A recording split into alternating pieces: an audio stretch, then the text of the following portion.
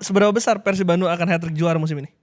Aduh, saya cuma bisa berdoa aja lah. Berdoa ya Allah semoga Berdoa untuk apa nih? Hat-trick. Untuk hat-trick. Untuk hat-trick. Apa yang faktor yang paling menentukan, Kang? Dan apa mungkin faktor yang bisa membuat mimpi Kang Adit itu tidak terwujud? Kita selalu menganggap bahwa semuanya adalah gini, kontrol apa yang kita bisa kontrol. Yang nggak bisa kita kontrol kita serahkan sama yang di atas. Karena manusia punya keterbatasan. Sehingga kita hanya fokus ke apa yang bisa kontrol. Kita selalu bilang kita nggak juara karena siapa? Karena kita. Karena mungkin kita gagal mengontrol apa yang bisa kita kontrol. Sehingga fokusnya kita sekarang adalah gimana kita memaksimalkan hal-hal yang bisa kita kontrol semaksimal mungkin. That's it. Sisanya kita berdoa sama yang maha mengontrol. Udah itu aja. Kita fokusnya ke sana. Jadi kita kontrol ke yang kita bisa aja. Lawan terberat Persib? Diri sendiri. Bukan Borneo, bukan Persija? Diri sendiri. Tapi ada tanggapan gak, Kang? Hah? Melihat dua tim secara oke lah, mengontrol diri sendiri, diri sendiri juga yang mungkin bisa membuat Persib gak juara. Tapi kalau kita lihat bagaimana Persija begitu berbenah di musim kedua, di paruh kedua, Borneo pun sama. Ada ancaman, ada tekanan untuk tim Persib?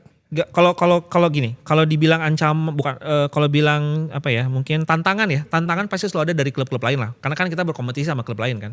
Cuman kalau kita ngeliat sekarang kita ada gini lah, kayak gini. Kita lagi di depan, balap lari nih. Balap lari kita lagi balap mobil atau balap motor gitu ya. Glenn akan fokus nyari yang di belakang nggak? Enggak sih. Fokusnya Ke depan. ke depan. Di depan kan nggak ada lawan. Jadi fokusnya ke diri sendiri. Gimana throttle-nya oke, mesinnya enak apa enggak. Fokus nggak sama peringkat 2-3 di belakang ngapain? Enggak, karena memang kalau udah di satu, fokusnya adalah ke diri kita sendiri. Gimana caranya kita tetap bisa di depan. Memang penting lihat yang di belakang untuk memahami posisinya sudah sedekat apa, kita mesti apa yang diperbaiki dan segala macam. Nah, jadi makanya saya bilang tantangannya adalah memang diri kita sendiri gitu ya. Tapi saya juga memahami dan melihat, woi Borneo sama Persija appreciate banget lah, keren lah. Dalam artian mereka berubah banget ya. Dan Persija juga memainkan sepak bola yang bagus lah, harus diakuin gitu ya. Attacking football dan segala macam. Borneo juga punya pemain-pemain individu yang bisa jadi game changer gitu.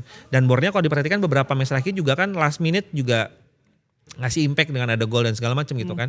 Jadi ya kita of course put our eyes di mereka, di Borneo dan Persija gitu ya.